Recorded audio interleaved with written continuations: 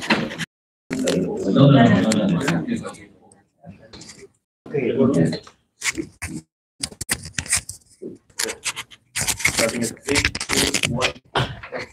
welcome back to the debate. It's ever closer, and we're going to be taking you through some of the runners over the course of the next hour. Starting off this morning with a man who's been 13-time champion jockey out in Hong Kong. He's ridden here before on 5 occasions.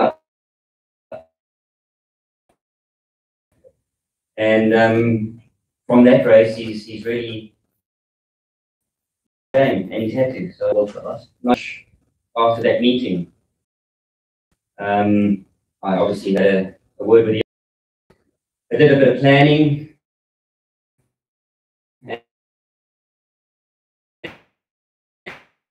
And he had obviously had got the commitment of the invite, so that that put things in good stead for me to make the decision a lot easier.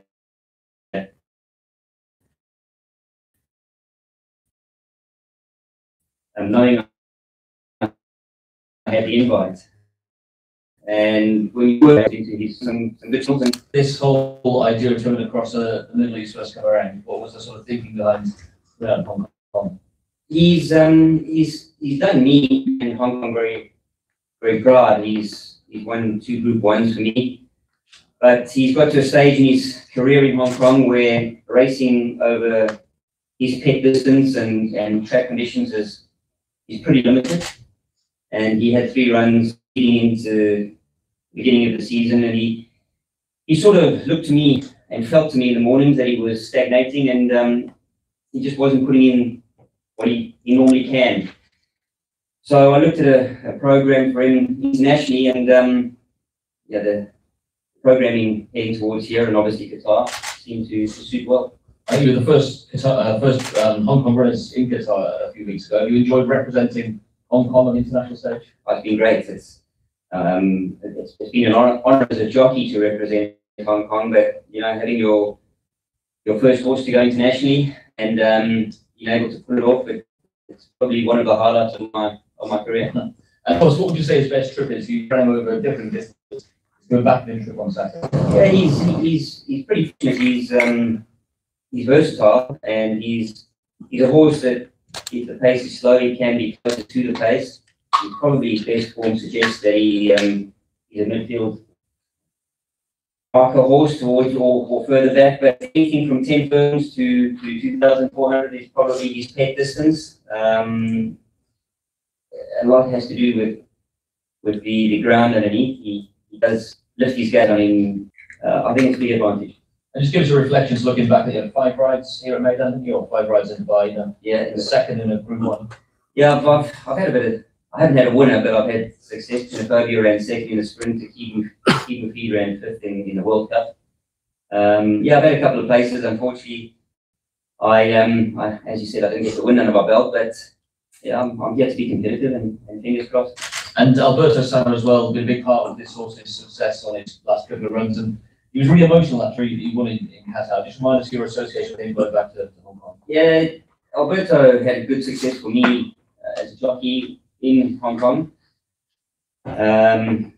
Things happened as they did, and he ended up leaving Hong Kong not the way he wanted to. Him riding as successfully and as well as he is in Qatar, it was a no-brainer for me not to approach him. Well, he approached me, to be honest.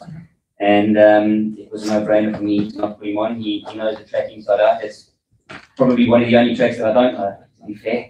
And when you know a track like that and somebody's as hungry to get on a horse as he was, you go with the best man to do the job, and he certainly did that. He did it. Well, let's open it to the floor. Any questions for a microphone we can pass around? Yeah. I'm Raymond. I'm Raymond from Hong Kong, Cable TV. So that is after the last year of yesterday. So may I know what he is doing in the stable pitch this morning, please? Oh, he had a very easy, basic morning. I was on him. He obviously came out and did a walk around for a while, and then he just jogged in they've got a small jogging arena right near the international stables. So He spent a few laps just trotting around and hacking and having an easy morning. He had a good blowout yesterday, so it was just more of a freshen up. So you are happy his condition now? Yeah, I'm very happy. He'll be back on the main track tomorrow morning. I'll be on him again, and he'll just have a good stretch around. But he's a fit horse. There's not much more I can do with him now. Now it's just keeping him in cotton wool and getting to race that. Okay, any more for Doug? Tom? If things go well this weekend, we'll sort of try him in Europe or something like that. That's been on the agenda. It's on my radar. I would ultimately like to get back for the Champion Chater Cup, and generally speaking, we do have rain around those sorts of times or months in Hong Kong.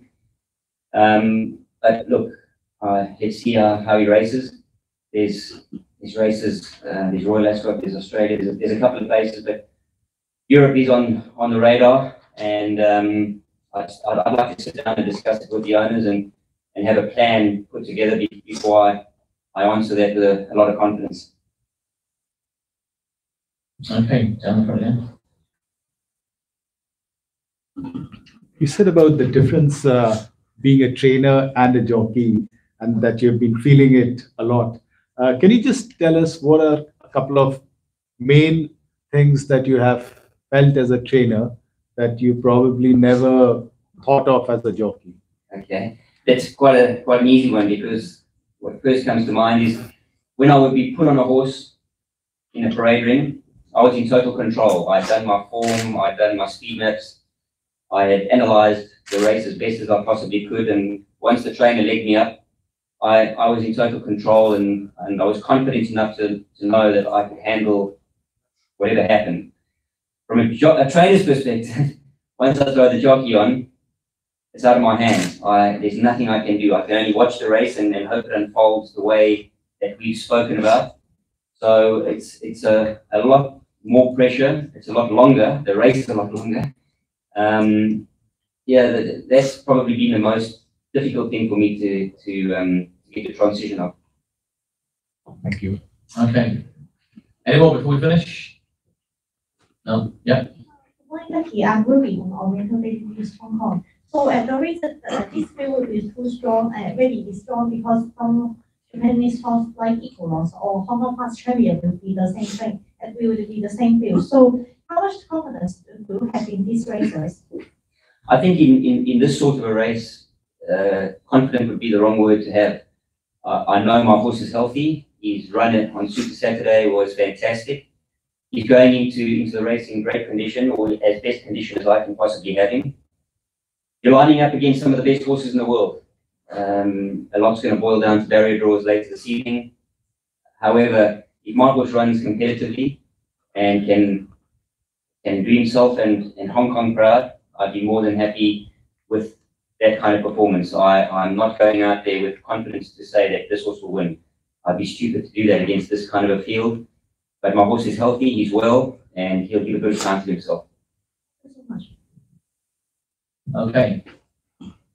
Well done. Many thanks for taking the time to come in and see us this morning. Best of luck on Saturday. Great to see you. Thank you very much. I appreciate it. Thank you. Thank you. Right.